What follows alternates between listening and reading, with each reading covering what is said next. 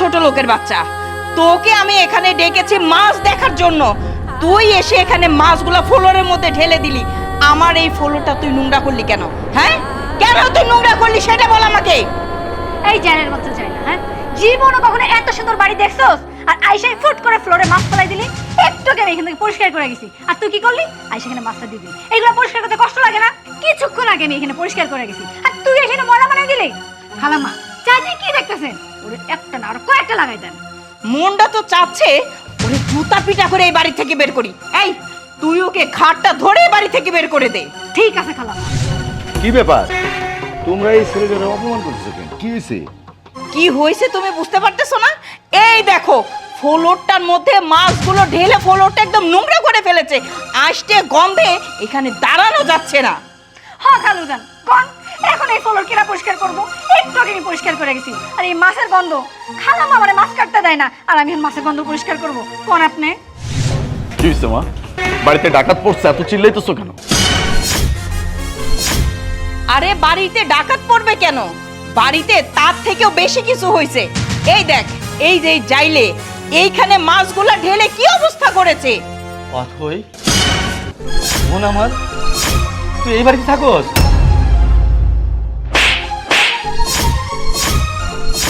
বোন আমার মানে? এই ছোট লোকের বাচ্চা, জেলের বাচ্চা, কি সব আবল তাবল কথা বলছিস? ছোট লোক জেলে মা চলে যেন কোথাকার? একে তো আমার নাম ধরে ডেকেছিস, তার মধ্যে আবার বোন বোন করছিস। এই আমি তোর কোন কালের বোন রে? কোন কালের বোন? তুই আমার সম্পর্কে জানিস? আমি এই বাড়ির পুত্রবধূ, আর তুই কিনা আমার সাথে এইভাবে তুই তুকারি করে কথা বলছিস। আসলে তোদের মতো ছোট লোকদের কি আর বলার আছে? তোরা ছোট লোকরা বড় লোকদের দেখলেই উল্টাপাল্টা কথা বলবি, ভাই সাজবি, বোন সাজবি, এই করবি সেই করবি। তোদের ধান্দাই তো এটা, কিভাবে টাকা ইনকাম করতে হবে, তাই না? যত সব এসব ছোট লোকদের যে কে বাড়িতে ঢুকতে দেয় সেটাই বুঝি না। কি আজব ব্যাপার, একটা মানুষের সাথে সবাই মিলে লাগছে।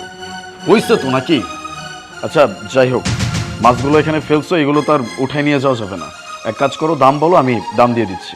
স্যার, আপনি আমার মাছ কিনতে পারবেন, আর আমিও এই মাছ বিক্রি করবো না। আমার মাছের দাম তো লক্ষ লক্ষ টাকা হয় না, তা আমি মাছ বিক্রি করবো না। মাছ বিক্রি করবা না? লাখ টাকা দিলেও মাছ বিক্রি করবা না কেন? আমি কইছি সাফ সাফ, এই বাড়িতে মাছ বিক্রি করবো না। প্রয়োজন পড়লে ঠিক আছে রাস্তায় রাস্তায় বিক্রি করবো, কিন্তু আপনাকে বাড়িতে বিক্রি করবো না।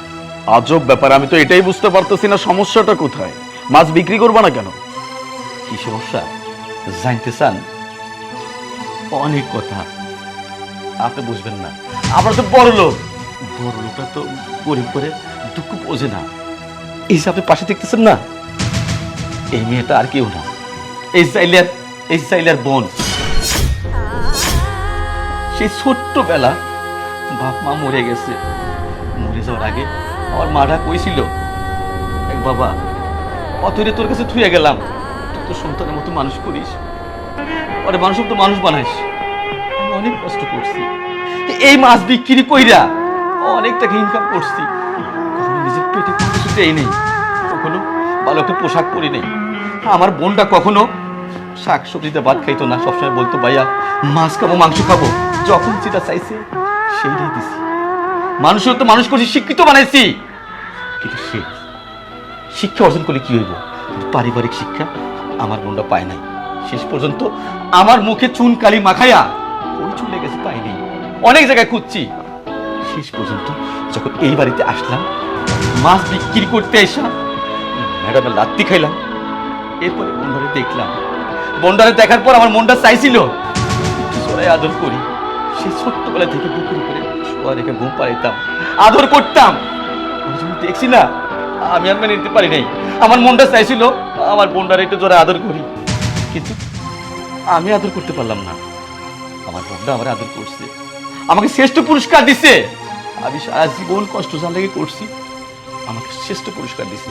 তাই আমি কইতেছি, এই মাছ আমি রাস্তায় গলিতে সব জায়গায় বিক্রি করবো, কিন্তু এই বাড়িতে বিক্রি করবো না। জীবনে বহুত কিছু করছি। বৌমা, তোমাকে আমি অনেক দিন বলেছি তোমার কে কে আছে, চলো তোমার বাড়িতে যাই। দিনের পর দিন তুমি আমাকে আমতা আমতা করে ফাঁকি দিয়ে চলে গেছো কেন? কেন তোমার পরিচয় লুকিয়েছিলে বলো?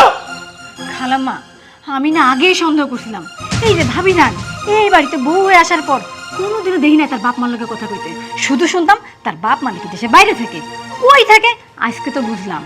ভাবিজান, এটা আপনি কি করলেন? হ্যাঁ, আপনি জানেন আমার একটা ভাই নাই। আমার যদি একটা ভাই থাকতো আজ হয়তো আমার মানুষের বাড়ি কাম করা লাগতো না। আল্লাহ তো ভাগ্য ভালো যে এইরকম একটা পরিবার আমরা দিছে। আর সেই ভাই কিনা আপনারা এত কষ্ট করে মানুষ করছে, মাথার ঘাম পায়ে ফেলা বড় করছে। আপনি তো সেই ভাইটা পরিচয় দিলেন না। আপনার আমি ভালো মনে করছিলাম এতদিন, কিন্তু না, আপনি আপনার সম্মানের জায়গাটা রাখলেন না। বৌমা, এটা তুমি কি করলা? এত বছর পরে তোমার রক্তের ভাই, বড় ভাই, সে তোমার বাড়িতে আসছে, সে যে কাজই করুক না কেন, কিন্তু এতদিন পরে তুমি তাকে সামনে পাইছো, কোথায় গিয়ে তুমি তাকে বুকে জড়াই ধরবে? তা না হয়ে তুমি তার গালে থাপ্পড় মারলা। আরে আমি যেন না বুঝে না শুনে আমি একটা অন্যায় করে ফেলেছি, কিন্তু তুমি তো তার বোন, তুমি জেনে শুনে এই কাজটা কিভাবে করলে বৌমা? সব কথা শুনছি, কি বলতেছে সব? না মানে মিথ্যে। এইখানে প্রত্যেকটা মানুষকে তোমার সামনে দাঁড়ায় মিথ্যা কথা বলতেছে? হ্যাঁ, এই মানুষটার মুখের দিকে তাকায় দেখো। একটা মানুষ যখন মিথ্যা কথা বলে তখন তার চোখ সত্যি কথা বলে। তার চোখ থেকে পানি পড়তেছে। নিজের বোনকে চোখের সামনে দেখে সে আর নিজেকে সামলাইতে পারতেছে না। আমাকে এইগুলো বোঝাও তুমি? ছি, আমার ভাবতেও অবাক লাগতেছে, এরকম একটা মিথ্যাবাদীকে আমি বিয়ে করছি, এরকম একটা মিথ্যাবাদীকে আমি ভালোবাসছি। এই, আমি কি কোনোদিন তোমাকে বলছিলাম যে তোমার পরিবারের কি আছে সেগুলো এনে আমাকে দাও? আমার অভাব হয়ে গেছে অনেক কিছু। আমি তো বলি নাই। আমি তোমাকে বারবার জিজ্ঞেস করছি তোমার পরিবার কোথায়, তাদের সাথে আমার পরিচয় করিয়ে দাও। তুমি আমাকে বলছিলা তোমাদের পরিবারের একমাত্র মেয়ে তুমি, তাহলে তোমাদের পরিবারের একমাত্র মেয়ের জামাইও আমি। আমার তো তাদের বাড়িতে যাওয়া উচিত ছিল, তাদের সাথে তোমার আমাকে পরিচয় করিয়ে দেওয়া উচিত ছিল। তুমি সেটা করো না। তুমি যে কোনো ভাবে, যে কোনো ওসিলা দিয়ে প্রত্যেকবার আমার কথা কোনো না কোনো দিক তুমি ঘুরা দিছো। আর আজকে আমি কি দেখতেছি, আমার সামনে তোমার ভাই দাঁড়ায় আছে, তাও কিনা সে একজন ছেলে। ও মাই গড, এতদিন যাবত আমার কাছে তুমি শুধুমাত্র মিথ্যা কথা বলে গেছো, তোমার দেশ গ্রামে কেউ নাই। তাহলে আজকে এটা কি? আমার চোখের সামনে এটা কে দাঁড়ায় আছে? বাহ, আমার সাথে এতদিন যাবত নাটক চলছে, আমি কিচ্ছু জানি না, আমি কিচ্ছু বুঝতে পারিনি। আসলে কারণটা কি জানো? কারণটা হচ্ছে আমি তোমাকে ভালোবাসি। তোমাকে ভালোবাসি, আমি তোমাকে বিশ্বাস করি, আর এইটার সুযোগই তুমি দিছো। ঠিক আছে, ওই যে কথায় আছে না, তুমি যতই মিথ্যা কথা বলো না কেন, সেটার সত্যি সামনে একদিন আসবেই। আসছে সেটা। আর এই সত্যি সামনে আসার পরে আমার মনে হচ্ছে তোমার মতো একটা মেয়েকে বিয়ে করে আমি আমার জীবনের সব থেকে বড় ভুল করছি। কারণ যে তার পরিবারকে নিয়ে মিথ্যা কথা বলতে পারে, পরিবারকে অস্বীকার করতে পারে, নিজের ভাইকে অস্বীকার করতে পারে, সেই মানুষটা আজ বাদে কাল আমাকে অস্বীকার করতে পারবে, তাতে কোনো ডাউট নাই।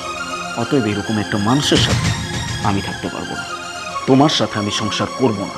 এই মুহূর্তে তুমি আমার বাড়ি থেকে বের হয়ে যাবে। আউট। কি হলো বৌমা, তুমি শোনোনি আমার ছেলে কি বলেছেন? বেরো, বেরিয়ে যাও। আর যদি না বের হও তাহলে সবার সামনে, আমার সামনে তোমার ভাইয়ের কাছে মাপ চাবে। যতক্ষণ পর্যন্ত তোমার ভাই মাপ না করবে ততক্ষণ পর্যন্ত তুমি আমার বাড়িতে থাকতে পারবে না। তোমার ভাই যদি মাপ করে তাহলে আমি তোমাকে পুত্রবধূ হিসাবে মেনে নেব। হ্যাঁ বাবা, আমি এক্ষুনি মাফ চাচ্ছি। ভাইয়া, ভাইয়া তুমি আমাকে মাফ করে দাও। আমি তোমার সাথে এতদিন অন্যায় করেছি, নিজের স্বার্থের জন্য তোমাকে রেখে আমি ওর হাত ধরে চলে এসেছিলাম। আমি ওকে বিয়ে করে এই বাড়িতে সুখে সংসার করছি, কিন্তু একটা বারের জন্য তোমার কথা চিন্তা করিনি যে আমার ভাইটা কেমন আছে, যে ভাইটা নিজের সুখ বিসর্জন দিয়ে আমার জন্য এত কিছু করেছে। আমি তাকেই ভুলে গিয়েছি, আমি তার পরিচয় দিতে এত লজ্জাবোধ করছি। আমি আমার বাবার মতো ভাইয়ের গায়ে হাত পর্যন্ত তুলেছি। ভাইয়া, ভাইয়া তুমি তোমার ছোট বোনকে ক্ষমা করে দাও। আমি আমি আর কখনো তোমার সাথে এরকম করব না। আজকের পর থেকে আমি গলা করে সবার কাছে বলবো যে তুমি আমার ভাই, একজন জেলে আমার ভাই। ভাইয়া প্লিজ আমাকে মাফ করে দাও। তোর মুখ থেকে আমি আর কোনো কথা শুনতে চাই না। সে ভাই নাকি তোর লেগে সারা জীবন বিসর্জন দিছে, শেষ পর্যন্ত 40 বছর বয়স হয়ে গেছে, এখন তো বিয়ে শাদিটা করি নাই তোর সুখের কারণে। তুই মাফ দিতেছস? আর যেদিন তুই আমার মুখে চুন কালি মাখা চলে আসছস না, ওই দিনই তোকে মন থেকে মাফ করে দিছি।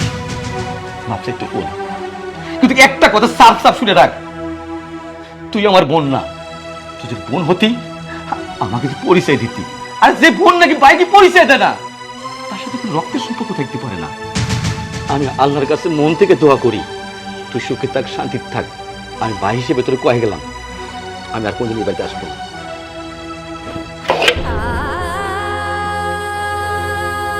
ছি বৌমা,